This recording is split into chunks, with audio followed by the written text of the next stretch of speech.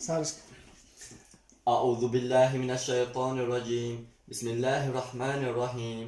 يوم يقوم الروح والملائكة صفا لا يتكلمون إلا من أذن له الرحمن وقال صوابا ذلك اليوم الحق فمن شاء اتخذ إلى ربه مآبا إنا أنذرناكم عذابا قريبا يوم ينظر المرء ما قدمت يداه ويقول الكافر يا ليتني كنت ترابا سبحان ربك رب العزة عما يصفون وسلام على المرسلين والحمد لله رب العالمين. دعاء بخشید صورت سمرات های کلام ربانی را بر زاویه سبحانه و تعالی جل جلاله سنباره کفر متحر من آل حضرت رسول خانه محمد صلی الله علیه و سلم و اصحابشان و روحانیت گذشتگان این منزل مکان پروردگار گذشتگان شاهری خیر احمد و شایسته جنت بگردانی باقی ماندگان در پناه عصمتت عافیت نگه آمین.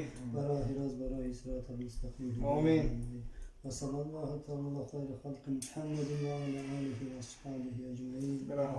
السلام علیکم و رحمت الله و برکاته. خوش آمده مهمونای عزیز، خوش آمده اهل بیت. بیاین با خبر گیریم خیلی کم موقع عید باید عید دنانش هم موقعی هم بچه نکنه خیلی آمدنی بیاین آقی نمیگن گیجا میاین نمیجا بیهر بامد آمده بیهر کس زنگ بزیسته